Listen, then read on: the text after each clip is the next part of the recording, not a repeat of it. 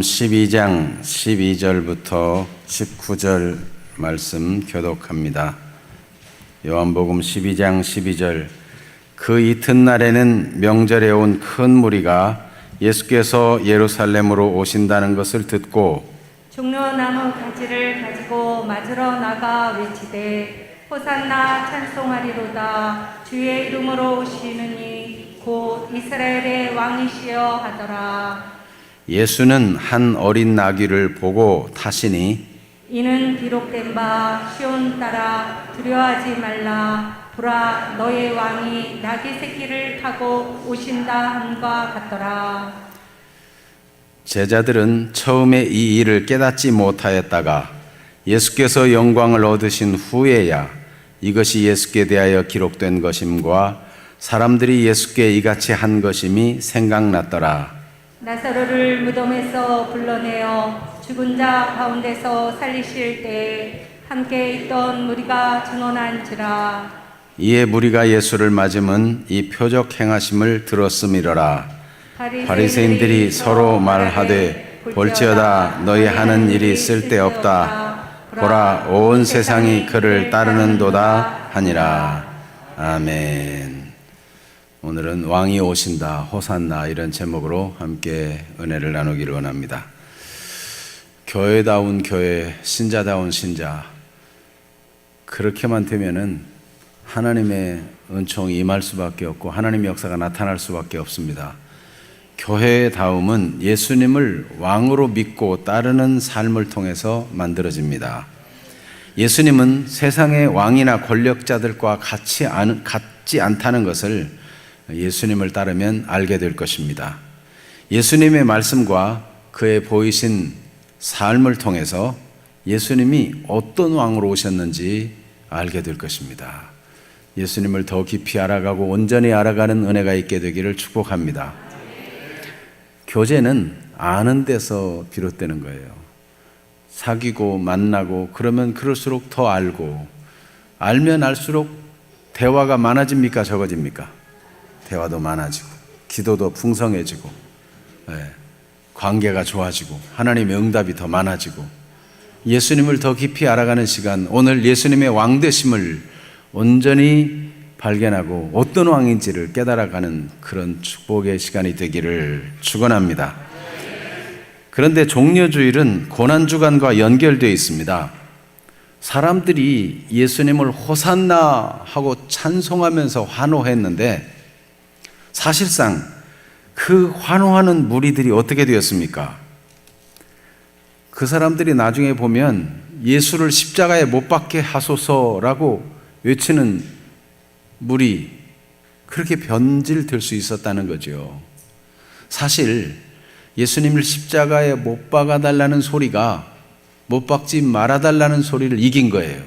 지금 오늘 본문에 보면 호산나 다윗의 자손이여 이제 구원하소서 하고 외칠 이때에 대부분 얼마나 많은 사람들이 이 유월절을 만나서, 이 명절을 만나서 온 사람들이 얼마나 많은 무리가 소리쳤던지 예수를 죽이려 했던 바리새인들이 거의 절망할 지경이었어요. 아무리 예수를 신고하면 그 어디 있는지 보는 대로 신고해라, 그러면 잡아 죽이겠다, 이렇게 현상금을 내걸고 지명수배를 내렸어도 예수 따르는 사람이 너무 많으니까 이제 이런 일이 다 쓸데없다 할 정도로 많은 사람들이 예수님을 따르고 호산나를 외쳤어요. 그런데 여러분, 예수님 입장에서 생각해 보세요. 예수님은 알파와 오메가, 처음과 나중 모든 과정까지 다 아시는 분인데 이 사람들이 돌이켜서 예수를 십자가에 못 박아 죽이라고 외칠 사람이라고 생각하면 호산나 다윗의 자손이여 하고 환영하는 그게 그 무슨 의미가 있습니까? 여러분을 누가 막 칭찬하고 훌륭하다고 그러고 너무 좋은 분이라고 그러고는 뒤에 가서 여러분 욕할 거라고 생각하면, 그럴 것이 틀림없다고 생각하면 그 사람과의 관계가 좋겠어요? 그게 칭찬이 되겠어요? 환호가 되겠어요? 예수님은 다 아실 텐데 지금 이 종려주일이 고난주간과 연결되어 있는데 말이에요. 그런데 이런 일이 무슨 필요가 있겠습니까? 여러분 그냥 입 발리는 말로 누구를 칭찬해주고 뒤에 가서 욕한다면 그 입 발리는 말로 한 말이 무슨 도움이 되겠어요? 격려가 되겠어요? 그런데 예수님은 왜 그것을 그대로 받아들이는 걸까요? 하나님은 또 왜 그런 걸 허락하시는 걸까요? 아니, 하나님께서 이때 이런 일이 있으리라고 성경에 예언해 놓고 그대로 이루어지게 했어요. 그 예수님은 뻔한 그 사실을 그냥 받아들이고 오히려 꾸짖는 사람들, 어린아이들과 제자들이 이렇게 시끄럽게 떠드는 거를 못하게 해달라고 말할 때 예수님께서 오히려 그들을 향해서 단호하게 말씀하십니다. 내가 너에게 말하노니 만일 이 사람들이 침묵하면 돌들이 소리 지르리라. 그러니까 그 사람들이 막 호산나고 외치는 소리를 예수님은 기쁘게 받으셨다는 뜻이에요. 어떻게 그럴 수가 있을까? 네. 여러분 같으면 그렇게 하겠어요? 그 예수님이 정신이 나간 겁니까? 예수님이 무슨 사람들의 인정에 목말라 하는 사람이에요? 아니, 예수님이 자기 몸을 사람에게 의탁하지 아니했다고 요한복음 2장에 말씀하셨는데 사람 속에 있는 걸 다 알기 때문에 사람을 의존하지 않아요. 그리고 사람의 증언을 들을 필요가 없다고 그랬어요. 그런데 이 사건에 와서는 변질돼 가지고 사람들이 막 환호해주고 사람들이 칭찬해주고 사람들이 막 알아주니까 괜히 으쓱하고 어차피 죽을 거 한 번이라도 기분 내고 죽자, 그런 걸까요? 그런 건 아닐 텐데 도대체 왜 그렇게 하셨을까요? 오늘 이 종려주의를 맞이해서 예수님의 말씀과 또 예수님의 행하신 일을 보면서 우리가 어떻게 살아야 될 것인가, 그 종려주일에 나타난 사람들의 모습을 보면서 나는 어떤 종류의 사람인가, 또 예수님이 종려주일에 나타난 예수님의 모습을 보면서 정말 예수님은 어떤 분인가 하는 것을 알아가고 더 깊이 알아가면서 주님과 가까운 사람, 친밀한 사람, 주님의 쓰임받는 그런 주인공들 되기를 축복합니다. 먼저는 종려주일의 사람들입니다. 나사로를 살릴 때 함께 있던 사람들이 계속 나사로를 살렸다, 이분이 그리스도가 아니냐고 막 증언했다는 거예요. 그때 명절이 6월절인데 사람들이 평상시보다 어마어마한 수가 와요. 흩어져 있는 디아스포라들이 막 다 오기 때문에 200만, 300만의 수가 모입니다. 그때 죽은 나사로를, 죽은 지 나흘이나 되어서 썩어 냄새나는 그 나사로 무덤 앞에 가더니 그 돌문을 열어라고 말씀하시고 나사로야 나오너라 그랬더니 그 지켜보았던 사람들이 증언한 거예요. 나사로가 이렇게 수족이 동여맨 채로 나왔다는 거예요. 마치 뭐 같아요? 네? 강시처럼 콩콩콩 강시처럼 수족을 맨 채로. 야, 사람들이 입에서 입으로 막 이 놀라운 사실을 전한 거예요. 그걸 풀어놓아 다니게 하라. 네. 그래서 나사로가 살아나가지고, 이러니까 대제사장과 바리새인들은 예수뿐만 아니라 아예 나사로도 죽여 없애버리려는 생각을 가질 만큼 이 나사로를 살린 사건 때문에 온 예루살렘이 발끈 뒤집힌 거예요. 예수가 올까 안 올까 뭐 이런 내기도 하고 말이에요. 온다면 어떻게 될까 뭐 이런 생각도 가지게 되고, 이렇게 예수님의 표적을 본 사람들이 증언하니까, 직접 눈으로 보고 경험한 걸 증언하니까 수많은 사람들이 믿게 되었다는 거예요. 여러분, 우리가 예수님을 친근하게 경험하고 만나고 그 음성 듣고 그 감동을 받아 살아가면 그 나의 메시지, 아이 메시지로 나는 이렇게 예수님을 만났다, 내가 이렇게 예수님을 경험했다, 이거가 굉장히 강력한 도전이 되는 것입니다. 우리가 당신 예수 믿어라 그것도 뭐 전도겠지만은 내가 예수 믿고 깨닫고 믿고 변화되고 내 삶의 은총을 경험한 것을 말하는 거, 아주 그렇게 말할 때는요 목소리가 벌써 달라요. 자기 얘기니까. 그러니까 그렇게 많은 사람들이 환호했다는 거예요. 그런데 또 다른 종류의 사람은 어떤 사람입니까? 그 표적을 보고 증거한 사람들의 말을 듣고 이번에는 예루살렘에 와서 무슨 일을 이룰 것인가 하고 기대하는 많은 무리들이 있었어요. 그러니까 죽은 가운데 나사로 살리신 것을 본 사람들 더하기 그들의 말을 듣고 믿고 따르던 사람들까지, 제자들까지, 어린 아이들도 막 하니까 어마어마한 군중이 예수님을 환호한 것입니다. 그런데 여러분, 우리가 여기 한번 생각할 게 있습니다. 이 표적 본 사람들의 말을 듣고 환호하던 이 사람들은 예수님을 정말 아는 것일까요? 죽은 자를 살렸다더라, 또 어떤 병자를 고쳤다더라, 이런 소문들, 이런 것 때문에 병든 사람도 거기 또 모이겠죠. 자기도 또 어떻게 이번에 좀 고쳐볼까, 이런 생각도 할 것입니다. 예수님을 깊이 안다라기보다는 소문으로 알고 짐작으로 알고 나름대로의 기대감을 가지고 아는 사람들이 아닐까요? 특별히 표적 중심의 신앙, 예수님께서는 유대인들이 표적을 바라는 것에 대해서 안타까워하셨어요. 표적 중에 표적은 하나님의 말씀인데 하나님의 말씀을 제껴두고 자꾸 표적, 기적, 신기한 일 이런 걸 따라가면 그게 맞는 것 같지만 위험한 것입니다. 그래서 성경은 그 위험성을 증언하고 있습니다. 그래서 마가복음 13장 22절 23절을 같이 한번 읽어보겠습니다. 거짓 그리스도들과 거짓 선지자들이 일어나서 이적과 기사를 행하여 할 수만 있으면 택하신 자들을 미혹하려 하리라. 너희는 삼가라. 내가 모든 일을 너희에게 미리 말하였노라. 아멘. 이 말씀 중심의 사람이 될 것이냐, 표적, 기적, 이익, 성공, 이런 성취, 이런 중심의 삶이 될 것이냐. 근데 우리가 대부분 하나님 말씀에 내가 이렇게 깨달았습니다, 은혜 받았습니다, 이런 간증보다는 내가 기도했더니 연봉 1,000만 원이 됐습니다라든지 기도해가지고 좋은 아파트로 이사 가게 되었습니다, 이런 그런 간증이 더 혹하지 않나요? 네, 어떤 삶을 결정할 때 하나님 말씀이 생각나서 내가 이렇게 행동했습니다, 이런 것보다도 모세와 아론은 한 배에서 태어난 형제입니다. 모세는 하나님을 만났고 하나님의 음성 듣고 하나님 말씀 중심으로 여호와께서 말씀하여 가라사대 하나님이 말씀하시기를, 그러면서 계속 하나님의 말씀 중심으로 살았어요. 그런데 형 아론은요 자기 생각 중심이에요. 자기가 믿고 싶은 대로 믿는 거예요. 그래서 모세는 홍해를 가르게 하는 기적도 하나님이 하셨다는 걸 알기 때문에 하나님이 말씀할 때 움직였고, 그가 인도하는 것도 자기 능력으로, 그는요 애굽에서 모든 학식, 지리, 군사, 훈련 다 받은 사람이에요. 얼마든지 자기 재능과 지식을 갖고 할 수도 있다고 하면 있을 수 있는 사람이에요. 그런데 모세는 하나님의 말씀으로 인도받고 하나님 말씀에 따라 순종하고, 그것이 그 삶의 중심이었어요. 아론은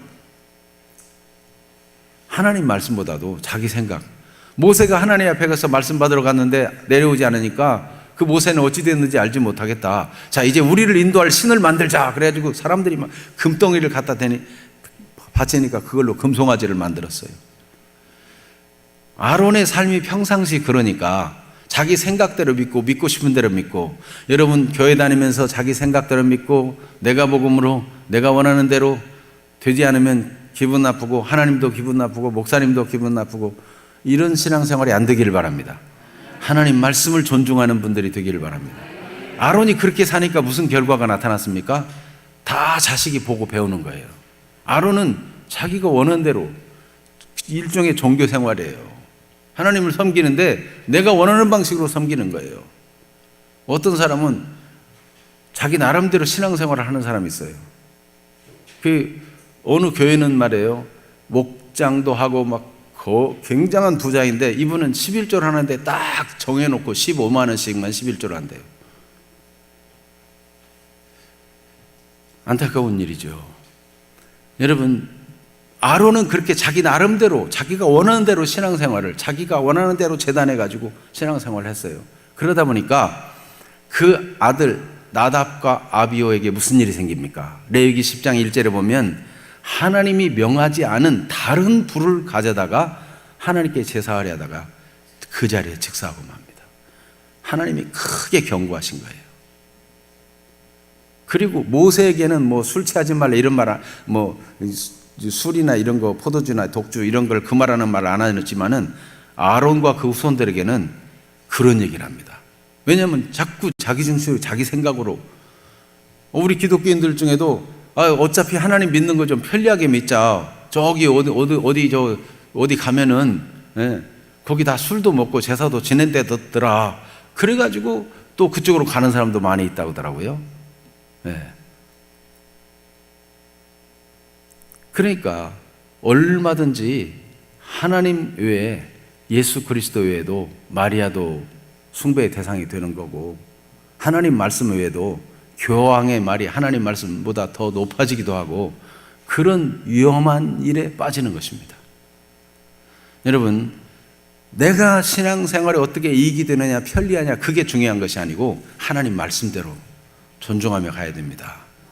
교회다운 교회는 말씀 위에 세워진 교회입니다. 그래서 로마서 10장 17절에 그러므로 믿음은 들음에서 나며 들음은 그리스도의 말씀으로 말미암았느니라. 단순히 표정만 알고 그것만 기대하는 신앙은 너무 약해요. 부실해요. 무너지기 쉬워요. 디도서 2장 11절에서 14절에 보면 하나님께서는 우리를 올바로 양육되기를 원합니다. 자녀가 태어났으면 양육이 잘 돼야 돼요. 태어났는데 사람은 사람이지만 방치해버리면 목숨을 잃을 수도 있고 위험한 상태가 될 수 있고 불구자도 될 수 있고, 잘 양육해야 되는데 하나님은 우리를 양육하십니다. 자, 디도서 2장 11절에서 14절 말씀을 같이 한번 읽어볼까요?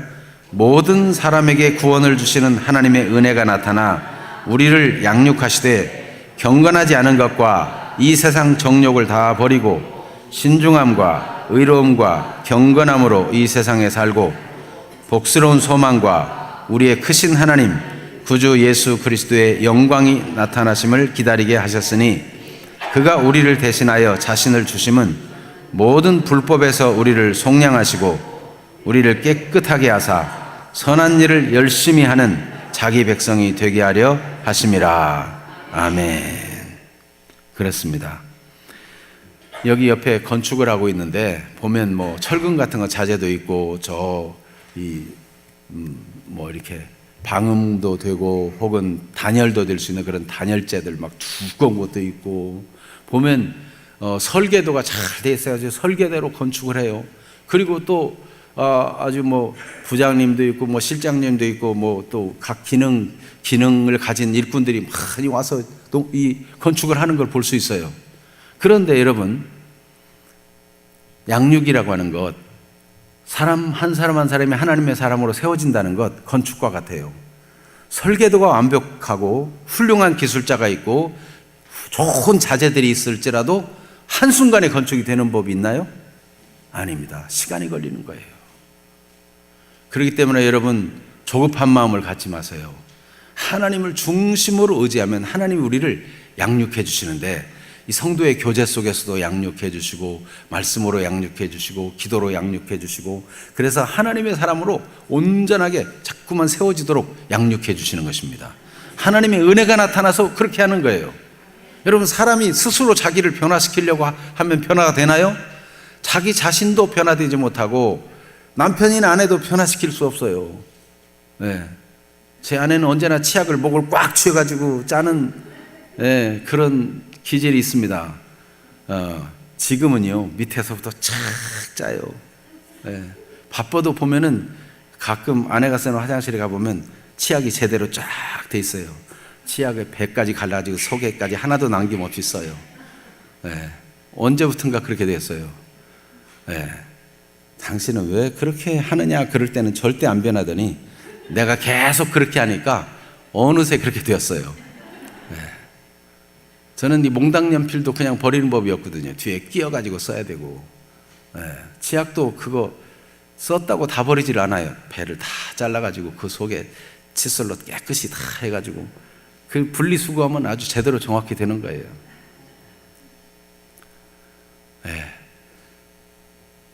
자기 자신에 대해서 조급하지 말고, 가족들에 대해서도 조급하지 말고, 하나님의 은혜가 나타나 양육하도록 시간을 두고 인내하고 기다려주고 믿어주고 이런 시간이 필요한 것입니다.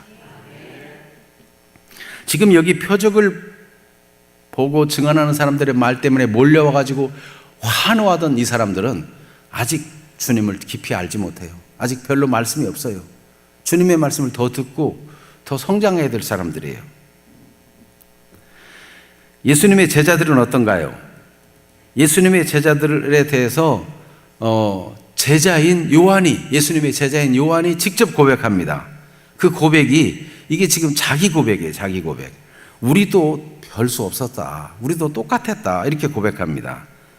예수님께 3년이나 가까이에서 훈련받고 예수님과 함께 먹고 자고 늘 말씀을 많이 들었는데도 제자들도 스스로 못 깨달았다. 그 고백을 하는 거예요. 16절 오늘 본문 읽어보겠습니다. 제자들은 처음에 이 일을 깨닫지 못하였다가 예수께서 영광을 얻으신 후에야 이것이 예수께 대하여 기록된 것임과 사람들이 예수께 이같이 한 것임이 생각났더라. 예수님 부활 승천하시고 영광 받으시고 다 그 후에야 이것이 바로 성경을 응하게 하는 것이고 주님이 그 환호를 다 받으신 것은 이게 무슨 뜻이구나 이제 알았다는 거예요. 그래서 요한이 이 요한 복음을 쓸 때 사실상 교회가 굉장히 어려운 박해 속에 있었고 환란이 많았어요. 그래서 사람들은 자기가 환란을 이길 만한 신앙이 못 되는 것에 대해서 한탄하고 좌절하고 환란과 박해가 많기 때문에 믿음을 지키는 부분에 한계가 있음을 인해서 좌절하는 경우가 많았어요. 그런데 요한은 우리도 그랬다. 낙심하지 말아라. 시간이 좀 더 필요한 것이다. 주님 우리를 양육해 줄 것이다. 조급하지 말아라. 그렇게 얘기해 주고 있는 것입니다. 자기 고백으로. 여러분, 목사님은 주일이 되면 설교가 저절로 줄줄 나오는 게 아니고 막 고민하고 밤잠을 못 자고 책을 본다고 다 되는 게 아니고 오늘 이 강단에 하나님이 어떤 말씀을 주시기 원하시는지 그게 저 자신에게 확신이 있어야 쓸 수가 있어요.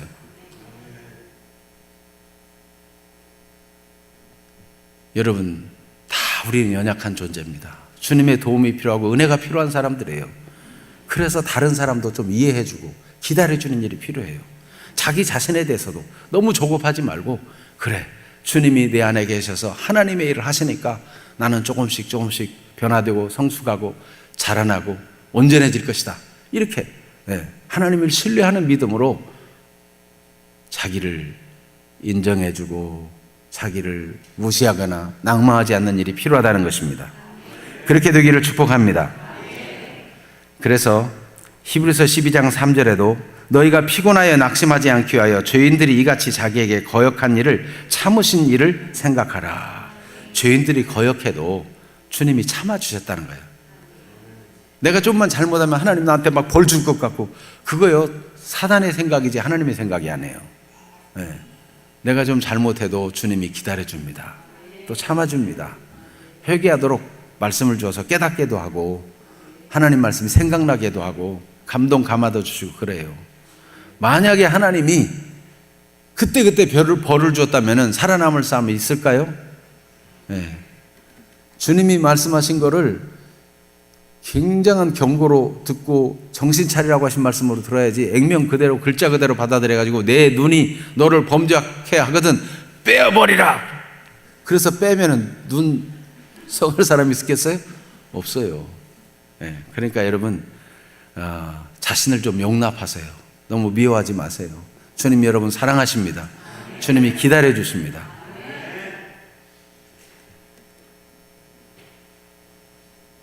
누가복음 22장 32절에도 보면 베드로에게 주님이 말씀했어요. 시몬아 시몬아 사단이 밀가부릇 하려고 너를 청구했다. 너를 요구하고 있다. 그러나 내가 너의 믿음이 떨어지지 않기를 기도했다. 그러니 내 믿음은 절대로 떨어지지 않을 것이고 너는 결국은 돌이키고 회개해서 다른 사람을 굳게 세워주는 사람이 될 것이다. 이렇게 말씀해 줬어요. 주님은 전능하신 분이시고 얼마든지 우리를 은혜로 양육해서 그렇게 만들어 주실 수 있는 분입니다. 지금 병들었어도, 지금 생각이 건전하지 못해도, 지금 좀 모자라도 주님을 믿으시기를 바랍니다. 주님이 여러분을 변화시킬 것입니다. 내 마음대로 내 자신이 안 되는 것 때문에 한탄하고 힘든 사람도 좌절하지 마세요. 자녀 때문에 고달픈 사람도 좌절하지 마세요. 남편이나 혹은 아내 때문에 안 살고 싶어, 그런 마음이 있던 분이라도 주님을 믿고 의지하세요. 주님이 손봐주세요. 주님이 맡아주세요. 주님이 도와주세요. 하나님의 전능하심을 믿고 하나님을 의지하는 분들 되기를 축복합니다. 누가복음 24장 25절에도 보면 미련하고 선지자들의 말한 모든 것을 마음에 더디 믿는 자들이여 라고 예수님이 엠마오로 가는 두 제자들에게 말씀하셨어요. 알만한데도 선지자들 말을 그렇게 더디 믿느냐. 안타까운 거예요. 사탄이 여러분을 요구하도 절대로 하나님이 여러분을 사탄에게 내어주지 아니하고 여러분을 지키시고 돌보실 것입니다. 그러므로 주님을 신뢰하고 의지하는 사람들 되기를 축복합니다. 바리새인들은 어떻습니까? 예수를 죽이려고 지명수배했어요. 그래서 요한복음 11장 57절, 이게 지금 오늘 본문이 12장이잖아요. 나사로가 죽은 자 가운데 살아나가지고 예수님 따르는 사람이 많아지니까 예수 지명수배가 내렸습니다. 요한복음 11장 57절 읽어볼까요? 이는 대제사장들과 바리새인들이 누구든지 예수 있는 곳을 알거든 신고하여 잡게 하라 명령하였음이로라. 네. 그런 상태예요. 그리고 그들은 생각하기를 마태복음 26장 4절에 예수를 흉계로 잡아 죽이려 의논하되 말하기를 밀란이 날까 하노니 명제는 하지 말자. 이 유월절 명제는 하지 말자. 그렇게 괴계를 꾸몄어요. 그런데 바리새인들의 뜻대로 되나요? 안 돼요. 철저히 그렇게 계획하고 분리하지 않는 편에 그저 조용한 시간에 예수님 죽이 없애고 싶었지만은 명절에 그 수많은 사람들이 모여들었을 때 그때 예수님이 십자가에 죽으시는데 그것은 많은 사람을 알게 하려는 것보다는 더 중요한 것이 있는데 그것은 예수님이 유월절 어린 양으로 희생할 것으로 예언되어 있고 유월절 어린 양을 통한 구원에 대한 성취가 바로 예수님의 십자가요 희생이기 때문에 예수님은 유월절 어린 양으로 유월절에 돌아가셔야만 하는 것입니다. 바리새인들 뜻대로 안 돼요. 그런데 이때 종려주일에 보면 바리새인들이 절망합니다. 오늘 19절에 보면 같이 읽어볼까요? 바리새인들이 서로 말하되 볼지어다 너희 하는 일이 쓸데없다. 보라 온 세상이 그를 따르는도다 하니라. 예수 주명수배에서 잡아 죽인다고 온 세상이 다 따르는데 어떻게 이제 틀렸어. 이렇게 생각할 정도였습니다. 그만큼 종려주일에 사람들이 많이 주님을 따르고 환호했습니다. 우리는 어떤 사람입니까? 우리는 나하고 다르다고 해서 누군가에 대해서 미운 마음이 생기고 그걸 이해하지 못하고 늘 가시를 품고 사는 사람입니까? 그 가시가 남을 찌르기 전에 자신을 먼저 찌르는 것입니다. 던져버려야 돼요. 주님의 보혈로 씻으시고 주님의 성령의 불로 태워버리시고 깨끗하게 되기를 축복합니다. 제자들처럼 아직 깨닫지 못한 부분이 있어서 한심하게 보입니까? 그래도 주님이 나를 위해 기도하고 있고 누군가 너를 위해 기도하네. 그 누군가 중에 가장 중요한 분이 주 예수님이세요. 지금도 여러분을 위해 기도하고 밤낮 하나님 사람과 우리 사이의 유일한 중보자는 예수 그리스도이십니다. 낙심하지 말기를 바랍니다. 종려주일에 예수님. 자, 종려주일에 이렇게 많은 사람들이 있었는데 나는 어떤 사람인가 한번 생각해 봤다면 종려주일의 예수님. 종려주일의 예수님은 오늘 12절 처음에 이렇게 기록되어 있어요. 그 이튿날에는 명절에 온 큰 무리가 예수께서 예루살렘에 오신다는 것을 듣고 그랬어요. 그 이튿날이 도대체 어떤 이튿날인가? 이 요한복음 12장을 보면 그 이튿날이 어떤 날인가 하면 베다니에 오셨을 때 베다니에 사는 마리아가 예수님께 향유 옥합을 부어드렸어요. 그러니까 온 집안의 향기가 그 값진, 사람들이 생각하기에 약 300데나리온, 1년 연봉이 될 만한 그런 값비싼 향유를 예수님의 머리에 부어가지고 온몸에, 우리 교회 들어오니까 굉장히 향이 나더라고요. 여기 백합 때문에 그런 것 같아요. 네. 그 값비싼 향, 순전한 나드, 그걸 통째로 부었으니까 얼마나 집안에 향기가 가득하겠어요. 분위기로 하면 한껏 고조된 분위기를 일 수 있습니다. 그럴 수 있어요. 네. 바로 그 사건 이튿날이라는 거예요. 바로 그 사건이 있었고 그 다음날 또 사람들이 막 호산나 호산나 환호합니다. 이 표면적인 것을 보면은 환호를 받고 축제 분위기고 예수님이 막 높아지고 그런 시간이에요. 그런데 예수님은 표면적인 것보다 이면적인 것을 읽고 분별해냈습니다. 사람들은 예수님에 대해서 괜히 시기를 부리고 말해요. 아니, 저런 향유를 몸에 붓도록 가만히 기다리고 있느냐, 뭐 이런 식으로. 그 향유를 차라리 팔아서 가난한 자에게 주었더라면 더 많은 사람을 구제하고 도울 수 있을 텐데, 뭐 이렇게 결국 예수님에 대해서 못마땅한 것이고, 가룟 유다는 돈 욕심이 있는 거고 다. 그런데 예수님이 이 사건을 어떻게 이해하시죠? 이것의 이면에는 예수님 자신의 죽음, 나의 장례를 위해서 예비합니다, 이렇게 받아들입니다. 사람들은 예수님 호산나 호산나 이스라엘 왕이여 이제 구원하소서, 이제 구원하소서. 호산나 의미가 이제 구원하소서, 그렇게 다윗의 자손이여 하고 외치는데, 사람들이 크게 환호하니까 바리새인들은 죽이려다가 이제 다 틀렸다, 이제 다 예수 사상이 되고 마는구나, 그리고 완전히 예수가 높임받고 예수님만 전부가 된 것처럼 환호하고 있지만, 예수님은 그 사건 이면에 무슨 일이 일어날지를 알고 계십니다.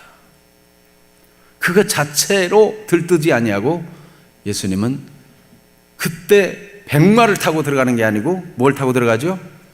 나귀 새끼를 타고 들어가요. 한 번도 매보지 않은, 사람을 태워본 적이 없는 나귀 새끼. 그 단어를, 다른 단어를 쓸 수 있는데 아주 지극히 보잘것없는 나귀 새끼, 그런 단어를 썼어요. 아주 형편없는, 아주 초라한, 그런 나귀 새끼를 타고 갔다는 것입니다. 그러니까 예수님은 지금 나귀 새끼를 타고 가는 이유가 뭐냐면, 사람들이 이렇게 환호해도 내가 가는 길은 어떤 길이다를 알고 있어요. 표면적인 환호보다 이면적인 의미를 예수님은 취하고 계시는 것입니다. 이 두 사건을 연결해서 이 요한은 얘기하고 있는 거예요. 예수님은 왕으로서 왕의 도성인 예루살렘에 오신 것입니다. 그런데 스가랴서 9장 9절하고 오늘 인용된 말씀이 서로 조금 달라요. 자, 요한복음 12장 15절을 한번 읽어볼까요? 오늘 본문 15절. 이는 기록된 바 시온 딸아 두려워하지 말라, 보라 너의 왕이 나귀 새끼를 타고 오신다 함과 같더라.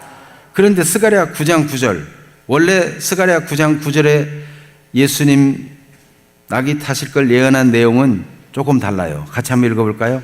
시온에 따라 크게 기뻐할지어다, 예루살렘에 따라 즐거이 부를지어다. 보라 내 왕이 내게 임하시나니 그는 공의로우시며 구원을 베푸시며 겸손하여서 나귀를 타시나니 나귀의 작은 것 곧 나귀 새끼니라.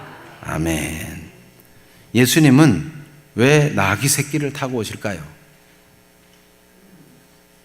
보통 왕들은 막 백마를 타고 오고 이렇게 하는데, 예수님은 스가랴 9장 9절에 말씀한 대로 겸손하여 나귀를 타셨다. 나귀 새끼를 타셨다. 예수님은 지금 자기가 가는 길을 다 알고 계시는 거예요. 그래서 그는 하나님이 왕으로 그를 보내시지만 그가 어떤 왕이어야 할 것인가를 아신 것입니다. 그래서 나귀를 타신 것입니다. 그런데 여러분, 오늘 요한복음 12장 5절은 요약적으로 이 스가랴 9장 9절을 인용하고 있는데, 특별히 스가랴 9장 9절에서 크게 다른 부분은 그 크게 기뻐할지어다, 즐거이 부를지어다. 예루살렘 딸들을 향해서 그렇게 얘기하는데, 오늘 15절에는 어떻게 돼 있어요? 시온 딸아 두려워하지 말라.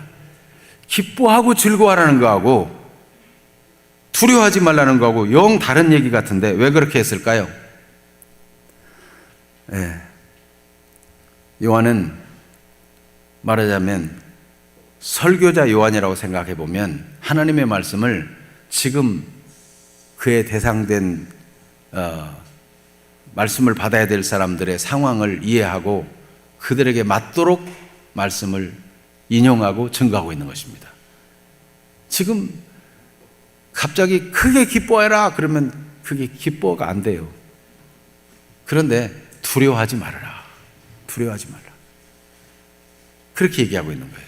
지금 교회가 위축되고 어려움 속에 있는데 두려워하지 말아라. 그 큰 기쁨의 왕이 오시기 때문에 두려워하지 말아라. 이렇게 표현하고 있는 것입니다.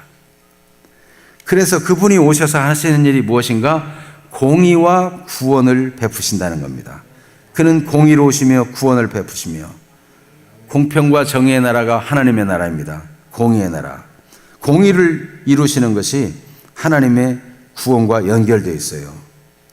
그래서 예수님은 왕이신데 불법을 멸하고 공의를 이루시고 정의가 시행되도록 하시는 왕이십니다. 그래서 요한일서 3장 4절에 보면 같이 읽어봅니다. 죄를 짓는 자마다 불법을 행하나니 죄는 불법이라. 그가 우리 죄를 없애려고 나타나신 것을 너희가 아나니 그에게는 죄가 없느니라. 죄는 불법이에요. 근데 그 불법을 이 땅에 가져온 존재, 사람을 속이고 불법을 행하도록 만든 존재, 그 원인 제공자가 있어요. 그러니까 공의를 이루려면 그 불법의 원인 제공자를 없애버리는 거예요. 그리고 그 불법을 없애버리는 거예요. 그래서 요한일서 3장 8절 같이 읽어봅니다. 죄를 짓는 자는 마귀에게 속하나니 마귀는 처음부터 범죄함이라. 하나님의 아들이 나타나신 것은 마귀의 일을 멸하려 하심이라. 아멘. 예수님은 왕으로서 적을 물리치는 왕이신데 마귀의 일을 멸하시고 마귀를 결박하여 영원한 불못에 던지시는 진정한 왕이십니다. 마귀는 절대로 예수님을 대적하여 이길 수가 없어요. 죄는 불법인데 이 죄를 처리하기 위해서 예수님은 하나님께서 이 죄를 처리하는 방법을 정해줬는데 그것을 그대로 따르기로 합니다. 그게 바로 겸손하여 나귀를 탄 모습이에요. 하나님이 예수님에게 이 죄를, 마귀를 없애할 뿐만 아니라 죄를 처리하는 방법을 주셨는데 예수님의 십자가 희생을 통해서 유월절 어린 양으로 그 몸을 대속 제물로 줌으로 인간의 모든 죄를 대속하는 일을 예수님께 맡겼어요. 그 예수님께서 그 일을 받들기가 만만치 않죠. 그래서 예수님은 십자가를 지기 전에 겟세마네 동산에서 기도하시죠. 어떻게 기도하십니까? 만일 아버지의 뜻이거든 이 잔을 내게서 옮기시옵소서. 그러나 내 원대로 마시옵고 아버지의 원대로 되기를 원하나이다. 결국은요, 나귀를 타신 겸손하신 예수님은 하나님 아버지의 뜻에 복종하기로 겸손히 결정하십니다. 겸손이란 모양만 겸손한 것이 아니라 중심으로 하나님의 뜻을 받드는 것이 겸손입니다. 내 뜻보다 하나님의 뜻에 내 삶을 결정하고 드리는 것이 겸손입니다. 그런 사람을 하나님이 쓰시는 것입니다. 종려주일의 왕이신 예수님은 공의를 이루시며 공의를 이루기 위해서 마귀를 없애버리시고 그래서 우리를 악한 적의 손에서 건져내셨어요. 죄와 사망의 법에서 건져내셨어요. 이 일을 위해서 자기 목숨을 희생하셨어요. 겸손하여 아버지의 뜻을 받으신 예수님, 나귀 타고 오실 때 벌써 그런 중심으로 아버지의 뜻을 복종하겠다는 중심으로 나귀를 타신 거 아니겠습니까? 마태복음 21장 16절을 같이 한번 읽어봅니다. 예수께 말하되 그들이 하는 말을 듣느냐? 예수께서 이르시되 그렇다. 어린 아기와 젖먹이들의 입에서 나오는 찬미를 온전하게 하셨나이다 함을 너희가 읽어본 일이 없느냐 하시고, 예수님께서는 이 어린 아기와 젖먹이들의 입에서 나오는 찬미를 온전하게 하시는 하나님을 믿었어요. 자, 지금 예수가 죽은 자를 살렸다, 이 소식만 듣고도, 이 표적의 소식만 듣고도 막 흥분해가지고 막 호산나 호산나 하는 이 무리들의 어린아이 같은 천진난만함, 아직 성숙되지 못하고 아직 믿음이 든든히 서이지 못한 이 연약함, 그런데도 예수님은 그것을, 하나님이 그 찬미를 받으시고 온전케 하실 것을 바라보면서 예수님도 그것을 받아들였어요. 예수님 모든 걸 아시는데 저것들이 얼마 있으면 나를 배신할 거야, 그걸 바라본 게 아니라 지금 예수님을 찬양하고 지금 기뻐하는 그것을 그대로 하나님이 하시는 일로 받아들인 거예요. 여러분, 우리가 사람과의 관계 속에서도 지금 좋은 점을 인정해주고 칭찬해주고 받아줄 수 있는 사람, 예수님의 마음을 가진 사람입니다. 누가 잘했다고 하면 아이고 그 사람 얼마 못 가, 당신한테는 잘했을지 몰라도 이런 사람이야, 그리고 꼭 단점을 얘기하는 사람이 있어요. 그 예수님 닮은 사람이겠어요? 저기 저 딴 동네요. 누구 닮은 사람이겠어요? 네. 여러분, 다른 사람의 약점과 허물이 있어도 하나님께서 온전케 하실 수 있는 분이다. 지금 그래도 믿음을 고백하고 지금 찬송하면 그 자체로 기뻐하고, 지금 교회에 나와서 예배드리면 그 자체로 기뻐하고, 하나님이 그를 온전케 하실 것이다, 하나님이 그를 변화시킬 것이다, 그걸 믿는 그런 믿음의 사람들, 그 사람이 교인다운 교인이 되는 것입니다. 하나님이 하시는 거예요. 하나님이. 그래서 유감스럽게 생각하지 않아요. 이렇게 넓은 마음을 가지신 예수님, 관용하는 마음을 가지신 예수님, 사람들이 예수님 따르지 않으면서도 뭐 귀신을 쫓아내고 이러니까 그들을 꾸짖어야 된다고 할 때도 예수님은 나를 반대하지 않는 자는, 우리를 반대하지 않는 자는 다 우리를 위하는 자라고, 누가복음 9장 50절에 너희를 반대하지 않는 자는 너희를 위하는 자니라, 이렇게 알게 해주셨어요. 얼마나 너그럽습니까? 그래서 예수님께서는 십자가에 달려 돌아가시면서 사람들을 위해 기도하는데, 예수님이 보니까 그때 호산나 호산나 하던 사람들도 예수 못 박아라 하고 저기 있는 거예요. 예수님이 보고서 그들을 위해 기도합니다. 아버지, 저들을 사하여 주옵소서. 자기들이 하는 것을 알지 못하나이다. 여러분, 예수님은 이렇게 너그러운 왕이십니다. 권세를 부려 억압하는 왕이 아니고 악한 마귀 손에서 건져내시고 적을 멸하시고 튼튼히 보호하시는 왕이시고, 그리고 문제가 있으면 자기가 책임지고, 인간이 죄를 짓고 잘못해가지고 다 망쳐놓은 문제를 예수님 자신이 해결하겠다고 나서서 자기가 혼자 다 총탄을 맞으시는, 자기가 온갖 비난의 화살을 다 받으시고 우리 죄를 다 담당하시고 십자가를 지시는 그런 사랑의 주님이십니다. 이런 왕이 우리 주 예수님이세요. 세상의 왕들은 명령하고 굴복시키고 자기 자존감 세우고 자기가 우쭐대고 이러지만, 예수님은 섬기는 왕이시고 희생의 왕이십니다. 그 왕이 우리에게 오셨습니다. 그 왕이 우리를 사랑하여 목숨을 버리셨습니다. 그 왕이 우리가 넘어질 때, 아버지, 저들이 알지 못해서 그래요, 저들의 죄를 용서해 주세요, 밤낮 하나님 우편에서 지금도 우리를 위해 중보하고 계시는 우리의 진정한 왕, 영원한 우리의 희망, 예수님이십니다. 여러분, 한두 번 실수해도 좌절하지 마시고 다시 한번 회개하고 주님을 의지하세요. 그것을 주님이 기뻐하십니다. 그런 마음이면 주님이 도우십니다. 가룟 유다가 잘못된 거 예수님이 끝까지 기회를 주잖아요. 나와 함께 자네 또 이 그릇에 손을 넣는 자가 나를 팔자다. 남은 몰라도 자기는 알잖아요. 순간 이렇게 빼고 뭐 모르는 척 했을지라도 자기는 알아요. 네 하는 일을 하라. 다른 사람은 몰라도 가룟 유다 자신은 알아요. 그 예수님이 계속 기회를 주고 계시는 게 계속. 여러분, 우리 주님께서는 끝까지 한 사람이라도 죄악 중에 멸망하지 아니하고 다 돌이켜 회개하여 구원에 이르기를 원하시는 것입니다. 진리를 아는 데 이르기를 원하시는 것입니다. 그런 왕이십니다. 그런 왕. 자기 백성을 끝까지 보호하고 돌보시고 하나님이 주신 모든 인류를 다 자기가 보호해야 될 사람으로 여기시는 그런 왕이십니다.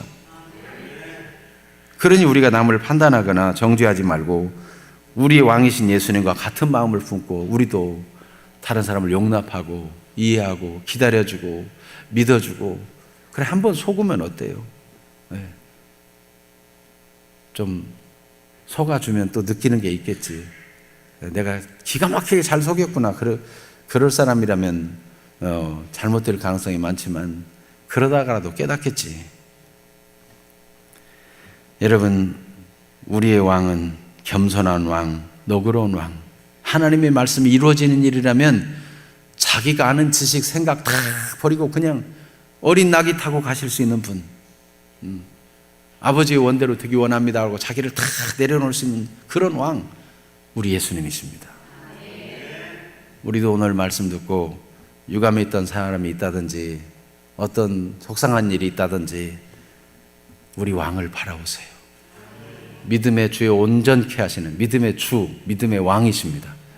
온전케 하시는 분이십니다. 우리를 양육하시되 하나님 은혜로 잘 양육해서 온전하게 만드시고 점도 없고 흠도 없이 평강 가운데 나타나도록 만드실 완전하신 왕이 우리의 주님이시고 우리를 도우십니다. 왕 예수님이 예루살렘 성에 다 아시고 그게 십자가의 길인지 아시고 걸어 들어오신 것입니다. 환호를 받으셨을 때 그거를 그대로 받으셔가지고 빌라도 앞에 섰을 때 내가 왕이냐? 그러니까 예수님이 네가 말하였다. 네 말대로 내가 왕이다. 그리고 얼마나 당당해요. 네? 사람들이 이스라엘 왕이라고 환호하고 스가 9절에 그렇게 기록되어 있지만 현실은 비참하고 모욕당하고 군인들이 막 침뱉고 뺨을 치고 이런 일을 할 때 예수님의 자존감이 무너지질 않아요. 왜냐하면 하나님 말씀대로 이루어진 걸 그대로 받았기 때문에. 여러분, 이 잘못 연결하면 안 돼요. 하나님이 사랑하고 은혜 주신 것을 가지고 자존감이 탁 세워주고 하나님 앞에 담대함을 가지고 그래서 어려운 일도 이겨내야 되는데 하나님이 크게 복을 주고 사랑하고 격려해주고 하나님이 은총을 많이 줬는데도 조금만 어려움만 당하면 하나님 나 안 돕는다. 과거에 하나님 응답 주셨으면 다 무슨 소용이야 지금 이런데 이러고 자꾸 마이너스로 가는 사람이 있어요. 예수님은 호산나 다윗의 자손이여 찬송하고 환호한 그것을 하나님이 저들을 통해서 저 찬미를 온전케 하고 그 말씀이 성취되도록 하셨다. 그걸 그대로 받아가지고 당당합니다. 고난과 연결시켜서 좌절하지 않아요. 여러분, 하나님이 여러분을 사랑하시는 말씀 때문에 어떤 어려운 일, 힘든 일도 다 이겨내는 사람들 되기를 바랍니다. 부정적으로 생각하고 좌절한 쪽으로 가지 마세요. 누구를 좋게 하려고요? 네? 마귀는 우리를 조금만 있으면 자꾸 불길한 생각, 염려, 좌절, 근심, 그래서 절대 희망이 없는 것처럼 우리를 자꾸만 안 좋게 만들려고 합니다. 그 술수에 넘어가지 마세요. 왕이신 주님을 의지하세요. 왕이신 주님과 같이 당당함을 가지세요. 승리하는 분들이 되기를 축복합니다. 그러면 우리는 어떤 사람이 되어야 할 것입니까? 예수님은 원수라도 사랑하고 선대하라 이렇게 말씀합니다. 우리 예수님이 하신 것처럼 예수님은 먼저 말씀하시고 그것을 삶으로 그대로 실천하셨어요. 우리의 왕은 우리를 뒤에서 몰아내는 왕이 아니고 우리를 뒤에서 채근하는 왕이 아니고 앞서가시면서 인도하시는 선한 목자이신 분이십니다. 앞서가서 본을 보이신 분이십니다. 우리가 주님 말씀을 따라가면서 그를 닮아가는 우리 예수님이 하신 것처럼 그렇게 살아가는 그런 복된 은혜가 있게 되기를 축복합니다. 오늘 말씀을 통해서 종려주일의 사람들, 다양한 사람들이 있었는데 나는 어떤 사람인가? 종려주일의 예수님, 왕이신 예수님의 모습, 나는 어떤 사람으로 살아야 될 것인가? 오늘 말씀을 생각하며 기도하는 시간 되기를 바랍니다. 왕이 오셨습니다. 두 번째 다시 오실 것입니다. 마지막에 심판하러 오십니다. 상주러 오십니다. 다시 오실 주님, 이 예루살렘에 입성하신 예수님은 마침내 마지막 세상을 끝내러 다시 오실 주님이십니다. 나는 어떤 사람이 되어야 할 것입니까? 오늘 주님의 날이 임하기를 바라보면서 어떤 삶을 살아야 될 것인가? 주님을 생각하면서 이 시간 기도하는 시간 되기를 바랍니다. 다 같이 말씀에 의지하여서 주님 말씀 받았으니 말씀에 반응하는 기도를 주 앞에 드리도록 하겠습니다. 다 같이 기도합니다.